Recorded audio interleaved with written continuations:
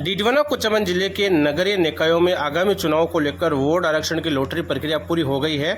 जिला निर्वाचन अधिकारी अवधेश मीणा की मौजूदगी में आरक्षण की लॉटरी निकाली गई है। जिले के 8 नगरीय निकायों में अनुसूचित जाति, एससी एवं पिछड़ा वर्ग, ओबीसी, महिला और सामान्य महिला वर्ग के लिए वार्ड आरक्षित किए गए हैं। डीडवाना नगर परिषद में एससी वर्ग के लिए वार्ड नंबर 20 और 26 आरक्षित किए गए हैं, जबकि वार्ड नंबर 31 एससी महिला के लिए आरक्षित है। ओबीसी वर्ग के लिए 8 वार्ड आरक्षित किए गए हैं। इनमें से वोट 16, 3, 24, 7, 21, 36, 18 और 8 शामिल है। इनमें से 16, 3, 18 ओबीसी महिला के लिए आरक्षित है।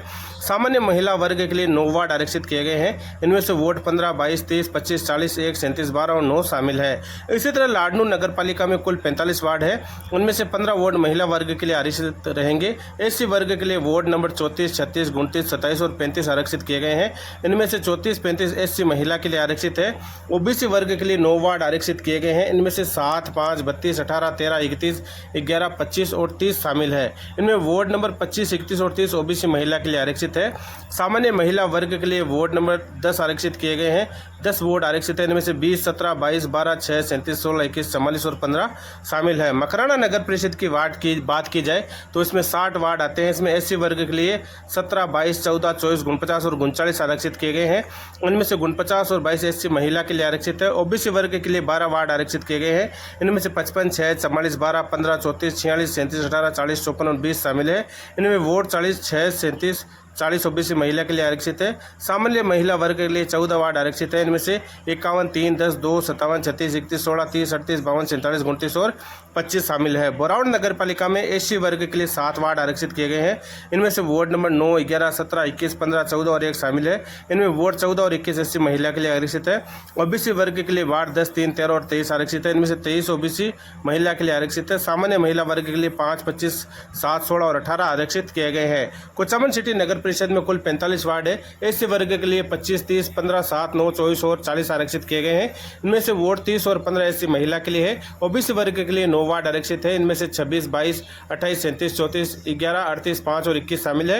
इनमें से वोट 28, 38 और 22 ओबीसी महिला के लिए आरक्षित किए गए हैं। सामान्य महिला वर्ग के लिए 10 वार्ड आरक्षित है। इनमें से 36, 1, 44, 3, 19, 31, 4, 35, 2 और 23 आदि शामिल है। नावा नगर पालिका की बात की जाए तो यहाँ कुल 25 वार्ड है। एससी वर्ग के लिए वार्ड नंबर 9, 6, 16, 8 और 4 आरक्षित किए गए हैं। इनमें से 16 और 4 एससी महिला के लिए आरक्षित है। ओबीसी वर्ग के लिए 2, 24, 17, 10 और 19 आरक्षित किए गए हैं। इनमें से 10 और 17 ओबीसी महिला के लिए आरक्षित है। सामान्य महिला वर्ग के लिए वार्ड नंबर 20, 15, 3, 5 और 1 आरक्षित है। परवसर नगर पालिका में 25 वार्ड है। एससी वर्ग के लिए 3 वार्ड आरक्षित किए गए हैं। इनमें से वार्ड 12, 1 और 15 शामिल है। वार्ड 1 एससी महिला के लिए आरक्षित है। ओबीसी वर्ग के लिए 5 वार्ड है। इनमें से 22, 24, 18, 2 और 20 शामिल है। इनमें से 2, 22 ओबीसी महिला के लिए आरक्षित है। सामान्य महिला वर्ग के लिए 3, 4, 10, 9, 23 और 7 आरक्षित किए गए हैं। खाटूखुर्द नगर पालिका में 20 वार्ड है। एससी और ओबीसी वर्ग के लिए 4 वार्ड आरक्षित किए गए हैं। एससी वर्ग के लिए 19, 17, 18, 15 आरक्षित है।